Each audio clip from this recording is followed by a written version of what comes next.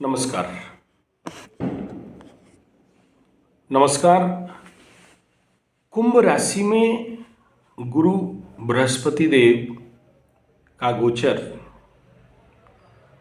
आज से प्रारंभ होने जा रहा है। कुंभ राशि शनि देव का मुख्य घर है, मूल घर है, मूल त्रिकोण राशि का है। और यहाँ शनिदेव अभी अगला अप्रैल से फिर 2.5 साल के लिए रहेंगे। अप्रैल में इनका उधर गोचर होने वाला है। उससे पूर्व गुरु बृहस्पति जैसे ऑस्पिशियस नैसर्गिक शुभ ग्रह, आध्यात्म का ग्रह, ज्ञान वैराग्य का ग्रह कुंभ राशि में आने वाले हैं या आ चुके हैं आज से। स्वाभाविक बात है, जब भी 12 साल में या 13 साल में गुरुदेव बृहस्पति कुंभ राशि में गोचर करते हैं तो अमृत कुंभ होता है, कुंभ मेला लगता है। लाखों हजारों साधु संत सन्यासी यहाँ पर गंगा जी में त्रिवेणी संगम में स्नान करते हैं। और कहा जाता है कि कुंभ राशि में गुरुदेव आने से विश्व में चारों तरफ अमृत कुंभ, अमृत का वर्षा होता है। स्वाभाविक बात है, एक ऑस्पिशियस प्लेस है। मैं अपने जीवन के अनुभव में भी देखा हूँ, जब भी गुरुदेव जिसका भी कुंडली में कुंभ राशि में गुरु हैं तो उसके जीवन पे एक प्रैक्टिकल ज्ञान, एक अनुभवात्मक ज्ञान का महान धरोहर रहता ही है। चाहे वो कैसा भी प्लेसमेंट हो जाए, 6, 8, 12 का भी हो जाए, तो पर भी वहाँ गुरुदेव के कारण, कुंभ राशि में गुरु का स्थित होने के कारण वह व्यक्ति नेचुरली अमृतमय ही होता ही है। यह कुंभ राशि का गुरु उस जातक को एक सुपर इंटेलेक्चुअल परम ज्ञान अवस्था ही प्रदान करता है।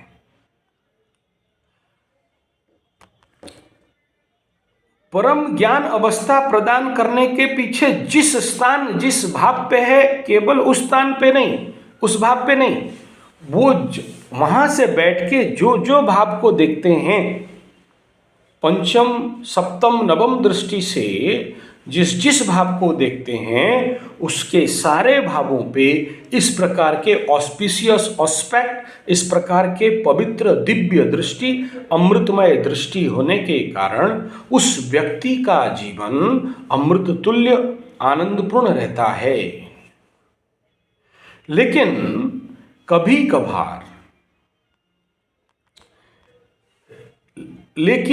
कभार ऐसे बहुत से जातकों को भी देखने में आया है कि कुंभ राशि का गुरु जुपिटर बृहस्पति होने के बावजूद वहाँ कभी कभार बुरा रिजल्ट भी मिलता है। और ये बुरा रिजल्ट, यह बुरा प्रभाव इसलिए मिलता है क्योंकि अगर वहाँ रहते हुए किसी कारणवशात गुरु पाप कर्तरी में फंस गए, बकरी हो गए, या उस गुरु बृहस्पति के ऊपर पाप ग्रह, क्रूर ग्रहों का, 2 से ज़्यादा ग्रहों का दृष्टि कहीं से हो जाए, तो वहाँ गुरुदेव उल्टा फल भी दे सकते हैं। तो अभी इस समय तो वो स्थिति तो नहीं है। अभी तो बहुत अच्छा स्थिति, अभी के गोचर में 2021 नवंबर का गोचर एक शुभ गोचर होने वाला है। और इस समय तो आगे चल के शनि देव को शुभ कर्तरी दो के महान फल देने वाले हैं। यानी आगे गुरु बृहस्पति, पीछे शुक्र और बीच में शनिदेव। तो शनिदेव जैसे पाप ग्रह, क्रूर ग्रह का भी बुरे फल देने का ताकत रहेगा ही नहीं, क्योंकि दोनों राशि में जब दो शुभ ग्रह रहे तो ये तो एक महानतम स्थिति होने जा रहा है करीब करीब 21-25 दिन के लिए। तो ऐसे समय का तो सद्विनियोग फायदा सभी को उठाना चाहिए, तत्परता से उठाना चाहिए। एक तरफ कुंभ में गुरुदेव पहुंचने वाले हैं, पहुंच चुके हैं, शुभता और अमृतता पूरे विश्व में संचारित करने वाले हैं, और एक तरफ शनिदेव स्वयं शुभ कर्तरी में आने वाले हैं। दो दो प्लैनेट एक शुभ स्थिति में जाने वाले हैं। तो आप सोच सकते हैं कि अब विश्व के लिए कितना शुभ मुहूर्त, शुभ समय, शुभ मौका आने वाला है, बढ़िया होने वाला है ना। लेकिन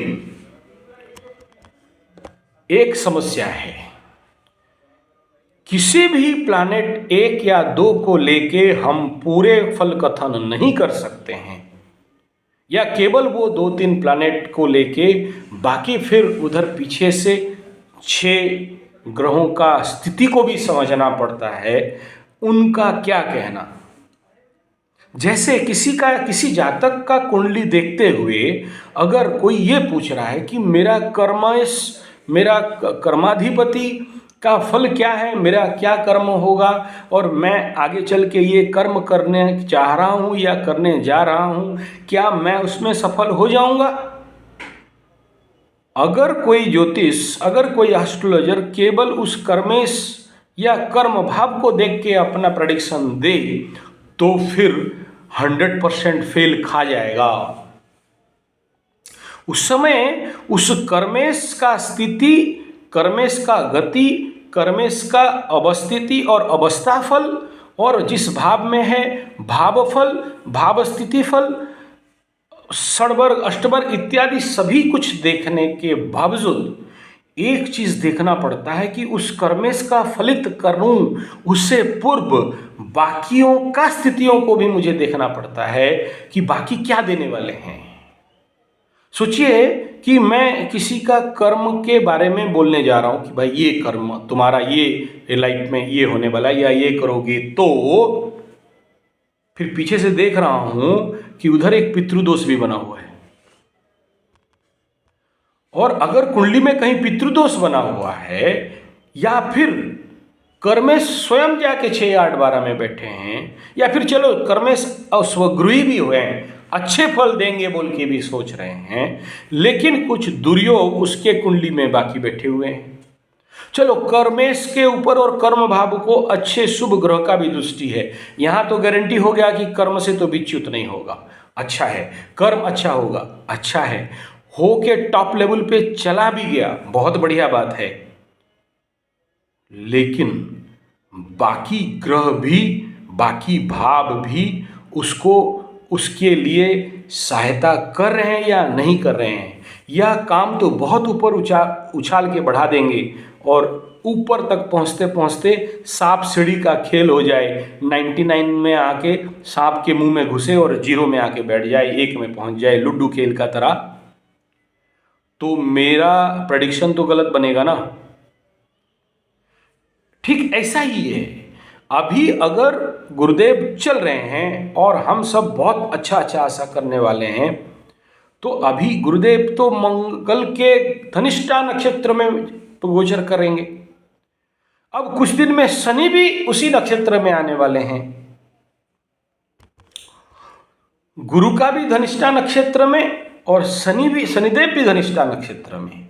हाँ, केवल राशि का परिवर्तन हो रहा है। उस समय कुंभ में गुरुदेव रहेंगे, मकर में द्वादश, और गुरु से द्वादश में शनि होंगे, इसे भी देखना पड़ेगा। हाँ, शुभ कर्तरी में होंगे, लेकिन बहुत दिन तक तो शुभ कर्तरी में नहीं रहेंगे ना। शुभ कर्तरी का फल तो चंद दिन रहेगा, 21 से 25 दिन तक, लेकिन उसके बाद शनि और शुक्र फिर एक घर में और गुरु आगे धनिष्ठा नक्षत्र में, और फरवरी के आसपास शनिदेव भी धनिष्ठा नक्षत्र में। उस समय गुरुदेव का भी नक्षत्र परिवर्तन हो गया होगा। ठीक है, यहां तक ठीक है। अब इसको लेके जब हम किसी भी भाव फल को कहने लगें, राशि फल को कहने लगेंगे, फिर वेद को भी तो देखना पड़ेगा कि गुरुदेव अच्छा फल देने वाले हैं और इधर वेद भी लगाने वाले हैं। तो मेरे प्रिय मित्र, जो भी ये आपको राशिफल लग्न फल मिल रहा है और सब कोई अच्छा अच्छा बोलने वाले हैं, एक बार वेद को भी समझ जाएं। फिर अगर शुभ ग्रह को वेद लग जाए तो क्या देगा, और अशुभ ग्रह को वेद लग जाए तो फिर अशुभ ग्रह क्या देगा, इसे भी समझना पड़ेगा। इसलिए अभी के लोगों के बेसिक प्रेडिक्शन को लेके बहुत उछाल खाने का आवश्यकता नहीं है, क्योंकि उधर पीछे से वेद भी है। अब तक कोई ये बात को खुलासा नहीं कर रहा है। चलो, अब वेद को किसी और वीडियो में मैं बताऊंगा। यहाँ इस विषय को समापन करता हूँ, और क्योंकि वीडियो बहुत लंबा हो जाएगा। धन्यवाद, नमस्कार।